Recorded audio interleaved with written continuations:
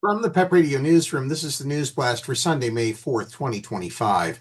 Qburgh is reporting that what was supposed to be a joyful night of queer celebration turned into a moment of surreal disruption. On Friday, when P-Town Bar, a beloved LGBTQ establishment in Pittsburgh, was raided by approximately 20 Pennsylvania state police officers and undercover agents during a drag event hosted by local drag icon Indica and featuring legendary guest Amanda Lepore. The event, Another Party Pittsburgh, had just hit its stride when the police entered around 11:30 p.m., mid-performance, as drag artist Blade Matthews took the stage. And not just with any number. Blade was in the middle of a theatrical rendition of Bohemian Rhapsody.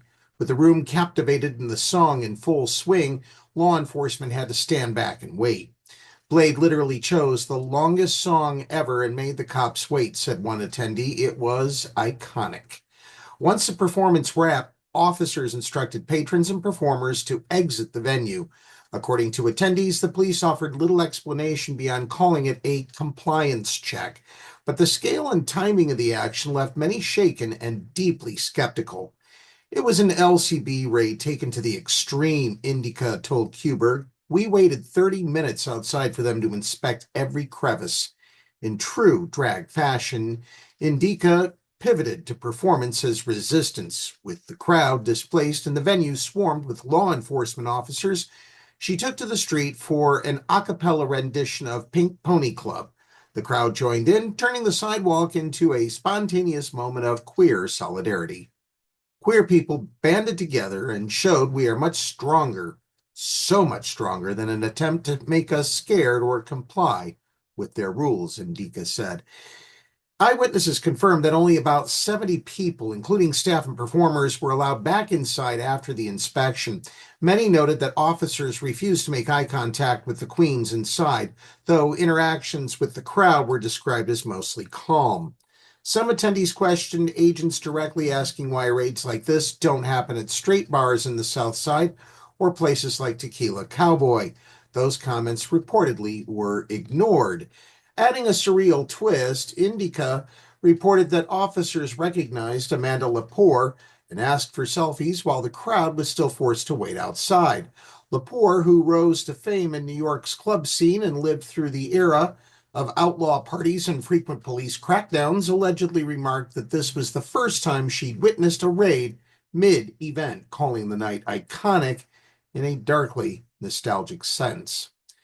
While the situation was tense and confusing, multiple attendees praised the calm ground leadership shown by event host Indica and P-Town Bar's staff, many of whom worked quietly behind the scenes to keep the space as safe and emotionally steady as possible. I was proud of how Indica and bar staff handled the situation and ensured patrons' safety and nerves during the process, said Corey Dunbar, who was working security at P-Town last night. Many people were shaken up after the raid was over. Whether comforting shaken up patrons, singing in the rain, or simply refusing to let the night end in fear, P-Town's crew turned a potential trauma into a testament to queer resilience. Initial rumors suggested other nearby LGBTQ bars had also been raided, but Qburgh has confirmed with bar staff and community sources that only P-Town was subject to police action Friday night.